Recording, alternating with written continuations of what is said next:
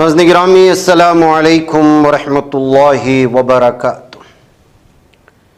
سیدھی بات کے تازہ ترین پرائم ٹائم میں آپ لوگوں کا استقبال ہے۔ ناظرین گرامی، میں انصار عزیز ندوی اس وقت آپ لوگوں کے سامنے کچھ اہم ترین خبریں، کچھ وائرل ویڈیوز اور کچھ تنقیدی تجزیے لے کر کے حاضر ہوا ہوں۔ تفصیلات میں جانے سے پہلے ناظرین گرامی، آپ لوگوں سے جو درخواست ہوتی ہے اس پر توجہ کرنے کی اپیل کروں گا۔ سب سے پہلے ناظرین گرامی، اس وقت جو خبر آ رہی ہے وہ امریکہ میں کس طرح سے ہندوستان نژاد نوجوانوں پر حملے ہو رہے ہیں، مارا جا رہا ہے۔ ابھی ایک ہوٹل میں کام کرنے والے ایک شخص کے اس کے کلیگ کی جانب سے قتل کر دیے جانے کی ویڈیو وائرل ہوتے ہوئے ہنگامہ ابھی ختم بھی نہیں ہوا تھا کہ ایک بار پھر محمد نظام الدین نامی ایک نوجوان کی، جس کا تعلق تلنگانہ سے ہے، اس کو مار دیا گیا ہے کیلیفورنیا میں، سانتا کلیرا میں۔ اور اس سانتا کلیرا کی پولیس کی جانب سے شوٹ کر کے مارے جانے کی خبریں آ رہی ہیں۔ محمد نظام الدین 30 سالہ ہندوستانی سافٹ ویئر انجینئر تھے۔ بتایا جا رہا ہے کہ بلکہ نظام الدین پر الزام لگ رہا ہے کہ روم میٹ پر حملہ کرنے کے الزام میں وہ بھی پولیس کو جو ہے چکمہ دے رہا تھا۔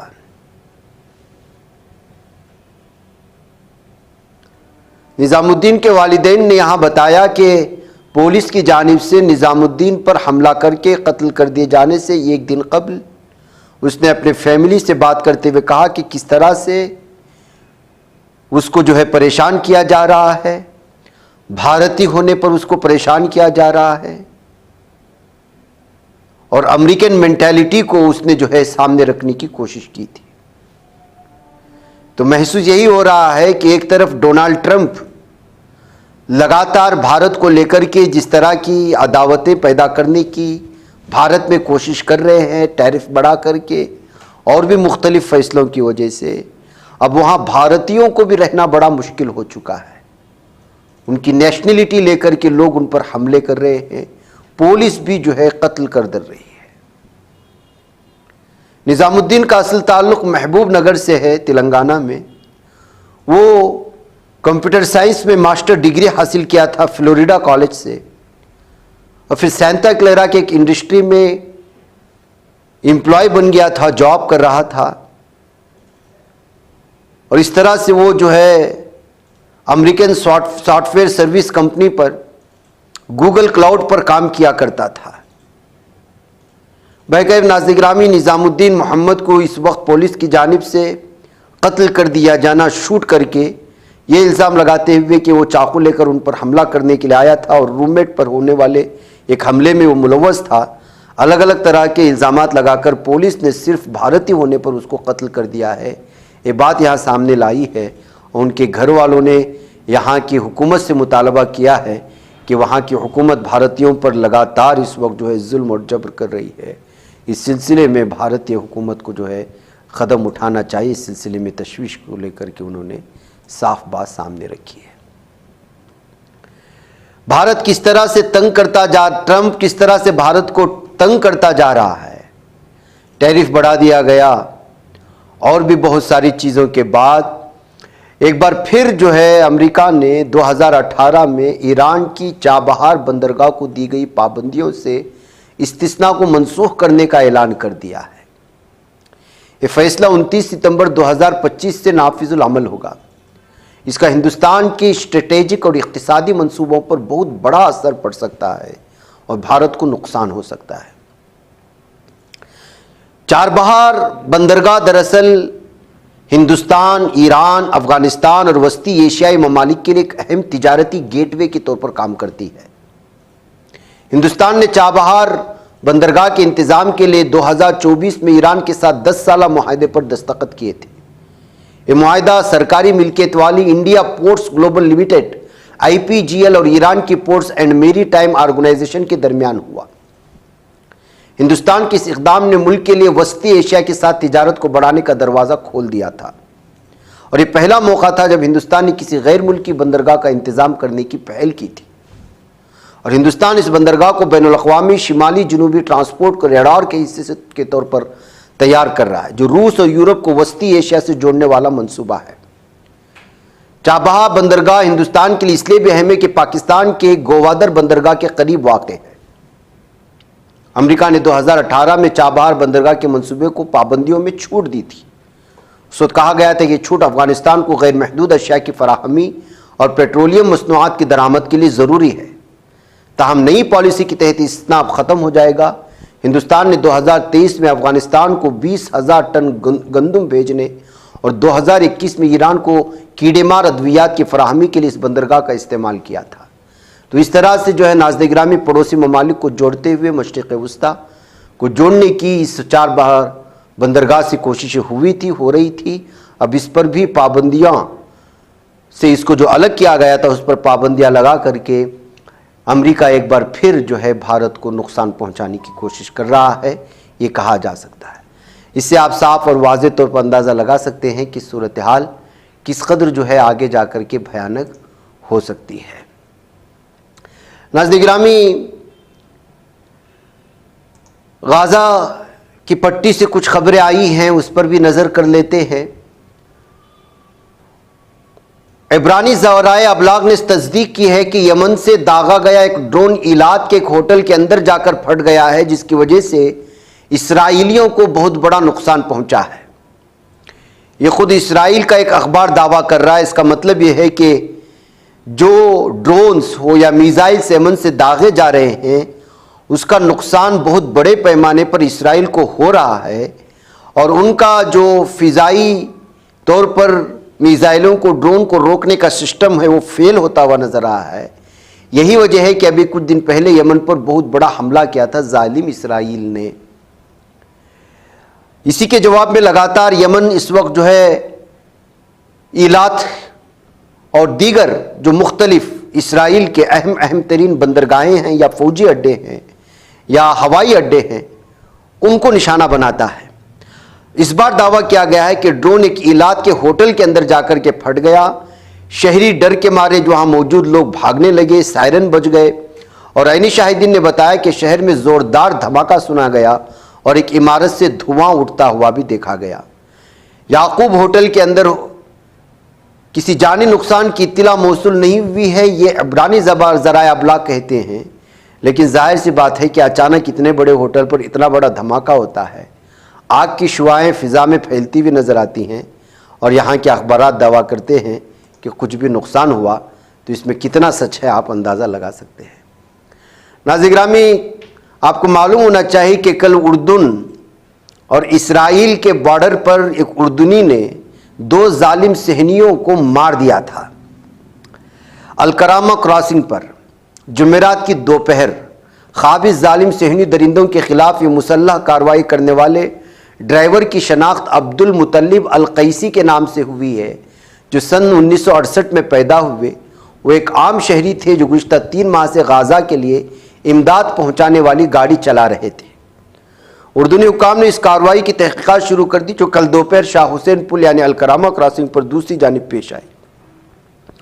اردن نے اس کارروائی کو قانونی خلاف ورزی قرار دیا اور کہا کہ اس سے مملکت کے مفادات اور غزہ کو انسانی امداد پہنچانے کی صلاحیت متاثر ہوئی ہے۔ قابض اسرائیلی فوج کے 2 اہلکار اس فدائی کارروائی میں جہنم حاصل ہو گئے تھے، جو مغربی کنارے اردن کے درمیان الکرامہ کراسنگ پر ہوئی تھی، اور بڑے پیمانے پر یہ خبر پیش کی گئی۔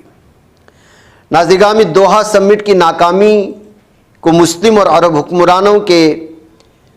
بزدلی کا منہ بولتا ثبوت ہے کہتے ہوئے عبد الملک الحوثی نے بیان جاری کیا ہے۔ یمن کے انصار اللہ تحریک کے سربراہ عبد الملک الحوثی نے عرب و اسلامی سربراہی اجلاس دوحہ سربراہ کانفرنس کو کمزور اور بے اثر مخرجات پر تنقید کرتے ہوئے کہا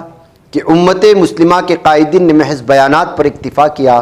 اور قابض اسرائیل کے خلاف کوئی عملی قدم نہیں اٹھایا۔ اپنے ٹی وی خطاب میں الحوثی نے کہا کہ اگرچہ اجلاس میں عرب و اسلامی ممالک کی وسیع نمائندگی موجود تھی، مگر حاصل صرف ایسے عمومی بیانات نکلے جو نہ امت کے درد کا مداوا ہیں اور نہ ہی دشمن کو روکنے کی صلاحیت رکھتے ہیں۔ انہوں نے خبردار کیا کہ سمٹ کے بعد بھی قابض اسرائیل نے قطر پر جارحیت کی دھمکیاں دینا جاری رکھی ہیں، جس سے ظاہر ہوتا ہے کہ کمزور فیصلوں نے دشمن کے حوصلے مزید بلند کر دیے اور اس کے توسیع پسندانہ عزائم کو شہ دی ہے۔ ناظرین گرامی، جس طرح اس وقت ظالم صہیونی درندے جبری ہجرت کے لیے لگاتار مجبور کر رہے ہیں غزہ کے مسلمانوں کو، آپ جانتے ہیں ان کے پاس دو ہی راستے ہیں، یا تو موت یا پھر ایک ایسا انجام جس کا کوئی علم نہیں ہے۔ ایسے میں اسلامی تحریک مزاحمت حماس کے عسکری ونگ شہید عز الدین القسام بریگیڈز نے واضح الفاظ میں صہیونی درندوں کو اور اسرائیلی فوج کو خبردار کیا ہے کہ غزہ قابض اسرائیلی فوج کے لیے آسان شکار نہیں رہے گا۔ القسام قیادت نے اعلان کیا کہ انہوں نے فدائی مزاحمت کاروں کی ایک فوج ہزاروں گھات اور بارودی سرنگیں تیار کر رکھی ہیں تاکہ قابض فوج کو بھاری نقصان اور اس کے فوجیوں کو سخت خمیازہ بھگتنا پڑے۔ القسام بریگیڈز کی قیادت نے مرکزی اطلاعات فلسطین کو بھیجے گئے فوجی بیان میں کہا کہ ہم قابض دشمن کی عسکری و سیاسی قیادت کو بتانا چاہتے ہیں کہ غزہ تمہارے کمزور اور بے حیا فوج کے لیے لقمہ نہیں ہوگا۔ ہم تم سے خوف زدہ نہیں اور تیار ہیں کہ تمہارے سپاہیوں کی جانیں جہنم تک پہنچا دیں۔ بیان میں مزید کہا گیا ہے کہ ہم نے تمہارے لیے فدائین کی ایک فوج ہزاروں گھات و بارودی سرنگیں تیار کر رکھی ہیں اور غزہ تمہارے فوجیوں کا قبرستان ثابت ہوگا۔ القسام نے قابض فوج کو سخت انتباہ دیا کہ وہ ایک طویل اور خونی استنزافی جنگ میں داخل ہو چکی ہے اور جو قابض فوج کو مزید ہلاکتوں اور قیدیوں کی اضافے کی صورت میں بھاری قیمت چکانی پڑے گی۔ بیان میں کہا گیا کہ مجاہدین کو تربیت دی گئی کہ وہ تمہاری گاڑیوں کے اطراف اور کیبنوں میں ابوات نصب کریں اور تمہاری بلڈوزر مشینیں ہمارے مجاہدین کے لیے خاص اہداف ہوں گی جس سے ہمارے قیدیوں کی تعداد میں اضافہ ہوگا۔ یہ کہتے ہوئے وارننگ جاری کر دی گئی ہے۔ ناظرین گرامی، چائنا نے سعودی عرب اور پاکستان کے درمیان میں جو ڈیفنس ڈیل ہوئی ہے، کل ہم نے اس کی ساری تفصیلات آپ کے سامنے رکھی تھی، اس کا استقبال کیا ہے، اس کو خوش آئند کہا ہے اور پوری طرح سے جو ہے اس دفاعی جو ہے نظام کو پوری طرح سے اس کا استقبال کرنے اور اس کی پشت پناہی کرنے کی بات کہی ہے۔ ناظرین گرامی، اگر چائنا سعودی اور پاکستان کی اس ڈیفنس ڈیل کا استقبال کر رہا ہے تو آپ اندازہ لگا سکتے ہیں کہ پاکستان کے راستے سعودی عرب کے دفاعی نظام کو چائنا میں جو مینوفیکچر ہوتے ہیں ہتھیارات، میزائل اور دیگر جنگی ہتھیار، شاید وہ جو ہے اس وقت پاکستان کے راستے سعودی عرب کو بھی مضبوط کرنے کے لیے یہاں سے دفاعی نظام کا پورا کھیپ چلا جائے اور اس میں چائنا کی پوری طرح سے سپورٹ لیا جائے، یہ ہو سکتا ہے۔ اور میں اس لیے کہہ رہا ہوں کہ جیسے ہی سعودی ڈیل ہو گئی، آپ کو آج کی وہ خبر جو ہے پہنچ گئی ہوگی کہ امریکہ نے اس وقت ایک بار پھر افغانستان کے بگرام ایئر بیس پر قبضہ کرنے کی بات کہی ہے۔ اچانک کیوں یاد آ گیا Bagram air base U S کو، یہ اصل سوال ہے۔ اب تک اس سلسلے میں باتیں ہوتی تھی لیکن اتنی سنجیدگی سے جو ہے اس کو سامنے نہیں لایا جا رہا تھا۔ 2021 میں جب طالبان نے ٹیک اوور کیا افغانستان کو، تو اس وقت جو ہے بگرام ایئر بیس کی بہت ساری تصویریں آپ لوگوں کے سامنے آئی تھیں کہ کس طرح سے وہاں پر جو ہے جنگی ہتھیار موجود تھے، فضائی طیارے موجود تھے یونائٹڈ اسٹیٹس کے۔ اب جو ہے 18 سپٹمبر کو اسی بگرام ایئر بیس کو واپس حاصل کرنے کی دھمکی دے رہا ہے یا بات کر رہا ہے یا وہاں کی حکومت سے بات کرنے کی بات کر رہا ہے۔ British prime minister care Starmer نے جو ہے پریس کانفرنس میں بات کرتے ہوئے ٹرمپ کو اس سلسلے میں سجسٹ کیا ہے، یہ بات سامنے دی گئی ہے اور الزام لگایا ہے کہ چائنا اس جو ہے یو ایس بیس جو سابقہ تھا اس پر جو ہے قبضہ کرنے کی کوشش کر رہا ہے اور وہاں سے جو ہے وہ اپنے نیوکلیئر ہتھیار کو مینوفیکچر کرنے کی کوشش کر سکتا ہے۔ چائنا نے جیسے ہی سعودی عرب اور پاکستان کے اس دفاعی ڈیل کو جو استقبال کیا تو اس کی فوری بعد ٹرمپ کا اور یو کے کیئر سٹارمر کا یہ بیان سامنے آتا ہے۔ تو مطلب یہ ہے، اور اسی درمیان میں ناظرین گرامی کل ہی جب یہ ڈیل ہو جاتی ہے تو اسرائیل یہ بیان دیتا ہے کہ سعودی عرب اور اس کے درمیان میں جو ڈیل ہوئی ہے وہ بھارت اور اسرائیل کی وجہ سے ہوئی ہے۔ میں نے اس بات کا تذکرہ کیا تھا کہ قطر پر ظالم صہیونی درندوں کے حملے کے بعد جو سعودی اور اس میں ڈیل ہوئی ہے، اس کے بعد ظاہر سی بات ہے کہ بھارت کو تو تکلیف ہونی ہی ہے، اس لیے کہ پاکستان اس کا حریف ملک ہے، اور اسرائیل اور بھارت کی دوستی تو آپ جانتے ہیں، اچانک جو ہے 2014 کے بعد سے اسرائیل کو لے کر کے، فلسطینی کاز کو لے کر کے یہاں کی سوچ بدل گئی ہے، اور ابھی 4-5 دن پہلے ہی بہت بڑے پیمانے پر اقتصادی معاشی اعتبار سے دفاعی ڈیل بھارت اور اسرائیل کے درمیان میں ہوئی ہے۔ ایسی صورتحال میں سعودی عرب کا پاکستان کی جانب سے جو ہے اس طرح کی ڈیل کرنا دونوں ممالک کا، اور ایک ہی ملک پر حملہ تصور کیا جانا، اور اس درمیان میں افغانستان میں چائنا کی جانب سے مختلف قسم کے وہاں جو زمینی سطح پر اس وقت جتنی بھی ترقیات ہو رہی ہیں اس میں 75% انوالومنٹ، اور پاکستان کی دفاعی نظام میں بھی چائنا کا مکمل طور پر جو ہے اس کا ہاتھ ہونا، یہ اس وقت جو ہے بہت ہی کھل رہا ہے اسرائیل کو بھی اور نیٹو ممالک کو، بالخصوص امریکہ کو۔ یہی وجہ ہے کہ ایک طرف وہ بھارت پر پوری طرح سے زور لگاتے ہوئے، وہ جن ممالک کی طرف جھکا ہوتے ہوئے ایشیا میں اپنے لیے بہت سارے راستے کھول سکتا ہے۔ چابہار بندرگاہ یہ صرف جو ہے دوسری چیزوں کے امپورٹ ایکسپورٹ کے لیے نہیں ہوگی، بہت ساری چیزوں کی امپورٹ ایکسپورٹ کے لیے بھی جو بھارت کو مضبوط کر سکتا ہے۔ تو وہاں پابندیاں لگا کر کے، جو پابندیاں نہیں تھی اس کو جو ہے محدود کر کے بھارت کا راستہ روکنے کی کوشش کر رہا ہے۔ تو افغانستان میں موجود اس ایئر بیس کو دوبارہ حاصل کرنے کے نام پر چائنا کی مداخلت کو روکنے کی کوشش کر رہا ہے، لیکن وہ اس سازش میں کامیاب نہیں ہوگا، یہ کہتے ہوئے ان تمام چیزوں کو پیش کرنے کی کوشش ہوئی ہے۔ تو ناظرین گرامی، یہ ساری کی ساری بڑی سرخیوں والی خبریں ہیں جس کو میں نے ایک دوسرے سے اٹیچ کرتے ہوئے آپ لوگوں کے سامنے تبصرہ کیا کہ کس طرح سے یہ ٹرائنگل جو ہے وہ اس وقت ایک دوسرے کے آس پاس گھومتا ہوا نظر آ رہا ہے، اور دفاعی نظام کو مضبوط کرنے کے لیے ہر ملک جب آگے بڑھ رہا ہے تو امریکہ اپنی سازشوں کو کس طرح سے بیچ میں سے ٹھوستا ہے۔ اسرائیل جو بیان دیتا ہے الگ الگ طرح کے بیانات دے کر کے چھوٹے ممالک پر اپنے اختیار کو، اپنے قابو کو برقرار رکھنے کے لیے کس طرح کی تھیوریاں اپناتا ہے، سازشیں اپناتا ہے، وہ آپ یہاں سے اندازہ لگا سکتے ہیں۔ بہرکیف ناظرین گرامی، مجھے اجازت دیں۔ السلام علیکم ورحمۃ اللہ وبرکاتہ۔